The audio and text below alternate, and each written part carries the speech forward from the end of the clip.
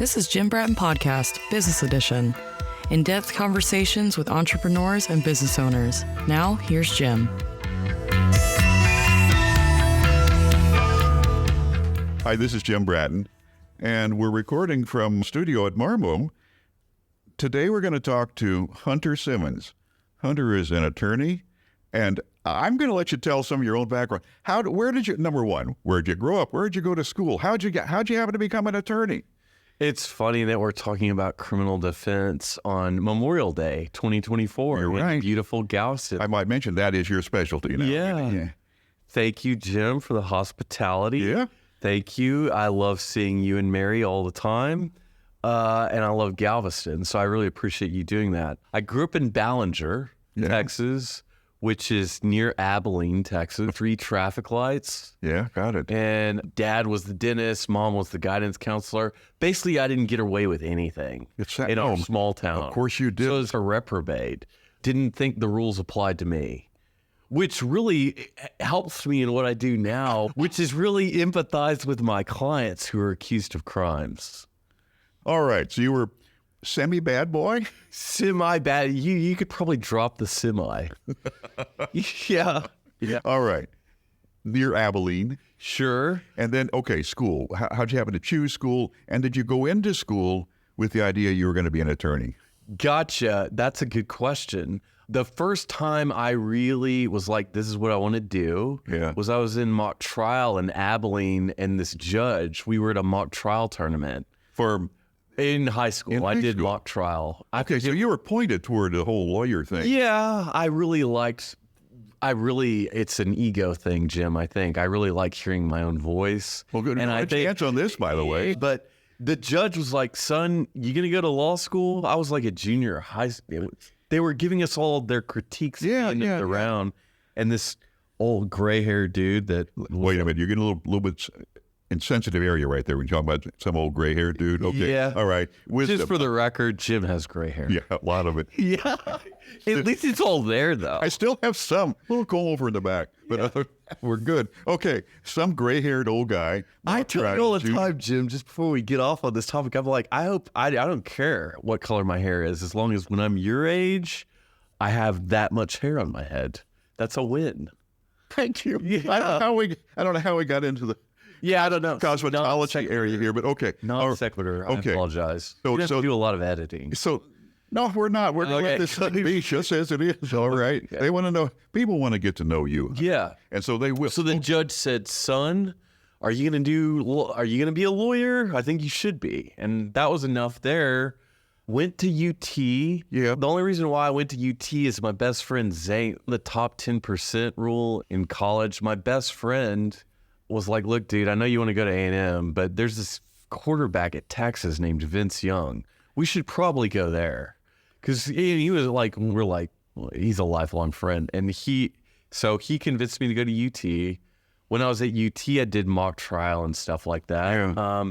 But, started out as a math major because I really enjoyed my physics teacher growing up in that little small town. A single teacher in a small town that's very competent. Yeah. Make a big difference in the way you look at things. Totally. And really enthused me, Jim. I appreciate you for that point. I've really enthused me to be like, with my mind and my I could get out of this little bitty baby small town and go out to the world and make a difference. And that was fun. So this mock trial judge really served as a guidance counselor. Sure. And really got my feet wet, or gave me the confidence to try to get my feet wet. So did you stay a math major? What happened? I became a math major freshman UT. I got into differential equations. I don't know if anybody's ever taken that class. I have. But yeah, that's when I was like, no, we're not going to do this anymore. And then I switched to economics or something. Don't ask me anything about economics. But I needed the degree because I knew I was at that point. I was going to take the LSAT, and I was going to go to law school. Okay. So I was going to do that. Sophomore year? Sophomore year, something like that. You made the differential equations decision. Yeah. Or differential equations-based decision for you. You're right. I had to take... It's incredibly difficult. And just for our listeners out there, I really appreciate Jim. We've known each other for what, a decade now? At least, yeah. And we hit it off at a coffee shop downtown under the Rice Hotel. And it just so happens we have the same birthday. You're absolutely right. And certainly the same affinity for differential equation. Exactly. All right. Math be gone, we'll say. Yeah. Okay, so you take the LSAT. Take the LSAT, got a marginal score, but enough to get me into South Texas. All that counts. Yeah. And then they don't call it lawyer school. They call it law school. So you go there, you take all the bar classes that you can. And I passed the bar the first time I took it. Very good. And then just fell into with some other gray hairs in this Robert Allen Stanford, Bernie Madoff type federal trial. And that's when I was like, all right. Just coming out of law school then? I was like a 3L. My buddy Lance got me that job. Another really good friend of mine. Yeah. That helped me get to where I am today. Wow. So like he introduced me to all these very estimable lawyers that I like. Okay. In criminal defense, there's a lot of lawyers, right? So it's hard to know which one to pick. But I guess the mentors that I had back then, basically, one of them put it like this: you want to be James Bond in the courtroom, right? And you don't want to be all wind and no rain. And so, like when I say that's a hat with no cattle or something like that. Exactly. Yeah. Okay. Exactly. You don't want to say things. There's a lot of criminal defense lawyers, and I'm not going to name that. Just from my observation, I don't want to. I don't try to passively aggressively negotiate on behalf of my client with the district attorney. Okay. If we have triable issues, I will set things for trial, and all my clients enjoy a $0 trial fee, which means like whatever my retainer fee is, that's all in to get them the result that they wish for. And we take all kinds of time with it. My clients never feel rushed. This is a very serious matter. Yeah. Your criminal record, and I know from personal experience, the drawbacks I did them to myself, but I had a criminal record, and that put me behind the, what am I looking for here? That was an impediment to advancing my career. Yeah. But it's okay now. I used to be so deathly afraid of telling my prospective new clients about my history, but they actually appreciate that. And they're like, my lawyer's been in my shoes, and we feel like an actual team together. That's a unique empathy. Exactly. And that helps me communicate with my clients. And we all, at the end of the day, like the number one grievance among the lawyers is their failure to communicate.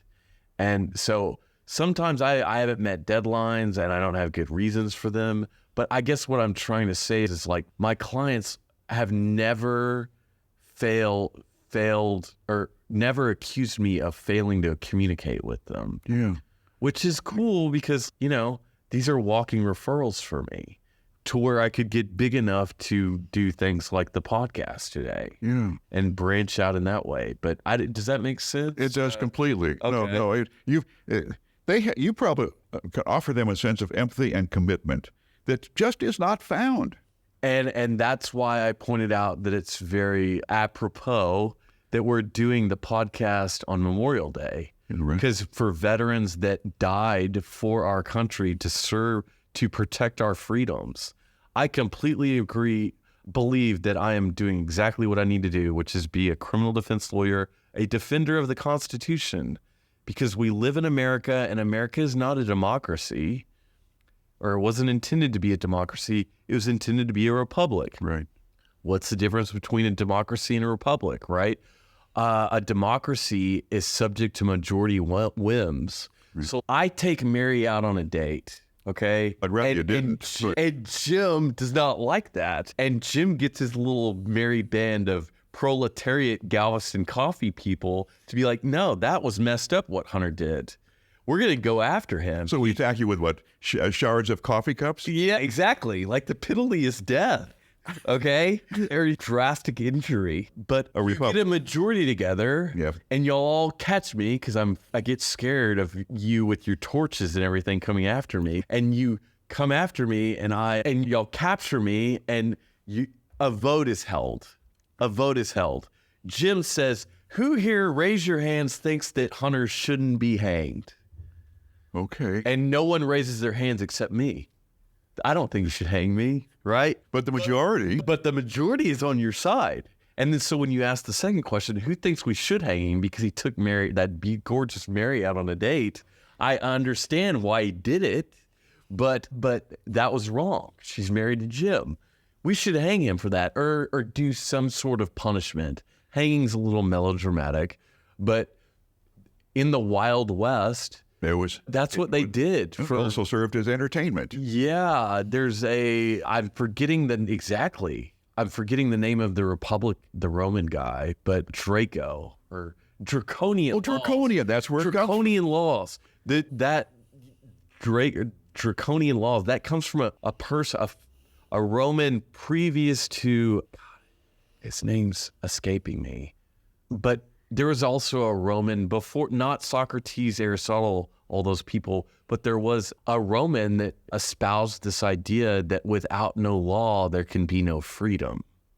And draconian laws were a manifestation of the Romans trying to find out how to practice. Was that sort of a trial run for them, the whole draconian approach? They started talking about the pendulum swinging one way or the other? Exactly. And they were figuring out how to properly punish people for crimes. So I take Mary out on a date, right? Draconian laws say death. Right. Like for any crime that's committed, it's death. Okay. Right? So they needed to work on the nuances. Right, exactly. So, as I said all that to say this, we live in a country where it's a republic. Why do I make the distinction between republics and democracy? Exactly. In a republic, we have the right to a fair trial. Right. We have the right to due process of law. We have the right to confront those that accuse us of things. And the jury is not ruled by a majority. Right. It takes a majority to get true billed by the grand jury, et cetera.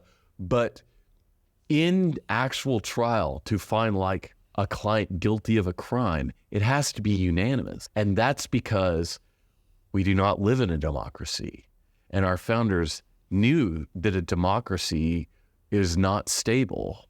We can't all agree on anything, and given the climate of the country right now. But what's cool about our founders is they set up these tools to keep us like sort of living in order and not in chaos. One of them being the right to a fair trial. And I feel as though my service to this country that I love and to continue to like aid in us having this free discourse that you and I have. The ability to. Because this right here is a privilege in and of itself. Like I get to say whatever I want to you, Jim. That's right.